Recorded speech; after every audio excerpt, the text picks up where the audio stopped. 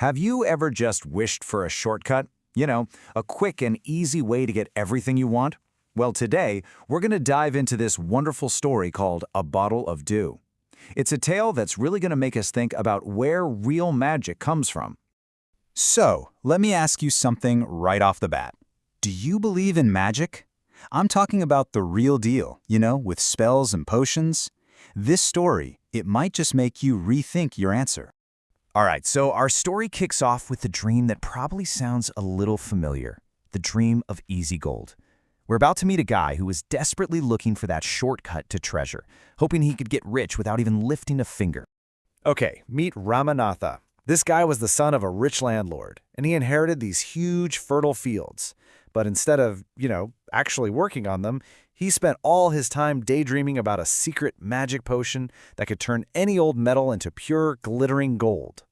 Now his wife, Madhumati, she was way more practical. She saw their money just slowly disappearing and she was getting really worried. She knew that dreaming about some magic potion wasn't going to put food on their table. This really gets you thinking, doesn't it?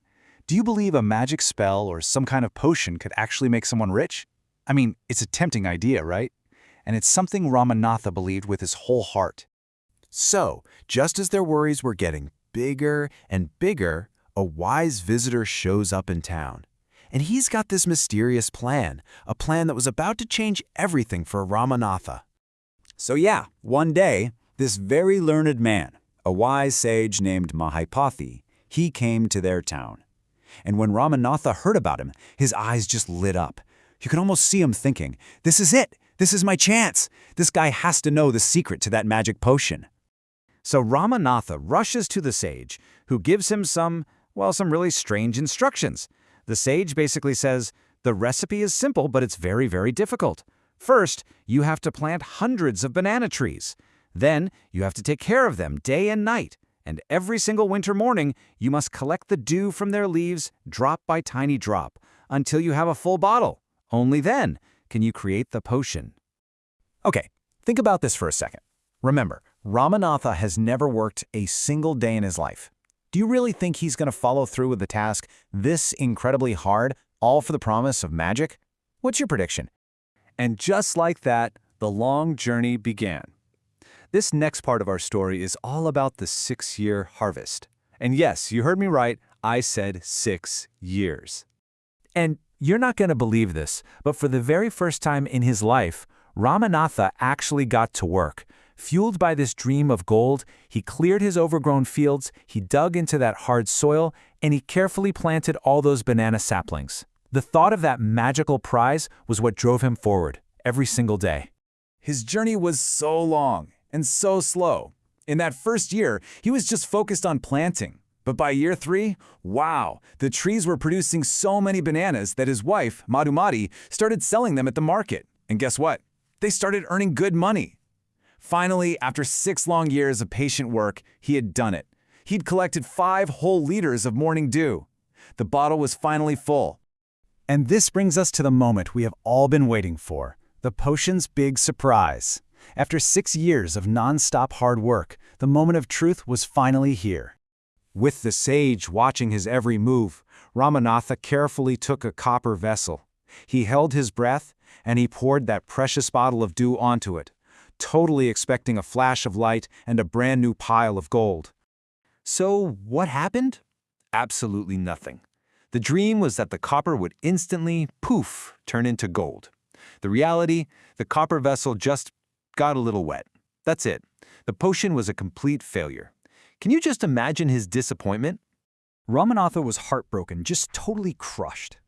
But as he's staring at this useless, wet copper vessel, the wise sage, he just smiled. He told Ramanatha that he'd worked all this time for a magical treasure, but he'd completely missed the real treasure that was right there in front of him the whole time. And just then, the sage pointed to this large wooden box.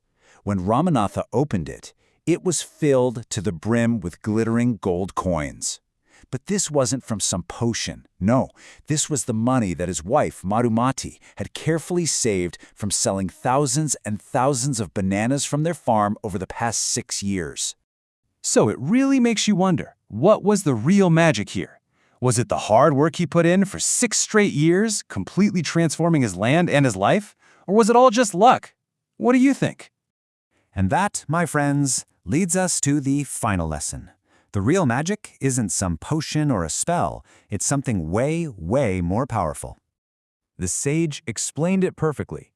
He said, "You were so focused on finding a magical shortcut to gold, but you never even needed one. Just look around you. Your own hard work, day after day in these fields, has already made you a very rich man." In that one moment, it all just clicked for Ramanatha. He looked at his beautiful, thriving banana farm, he looked at that box of gold coins, and he looked at his happy wife.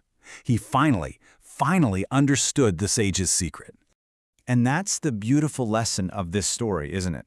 We so often look for those shortcuts, those easy answers. But the real magic, the kind that truly lasts and brings real happiness, is good old-fashioned hard work. It's a lesson Ramanatha learned over 6 years, and it's one that reminds all of us that the greatest treasures are the ones we earn ourselves.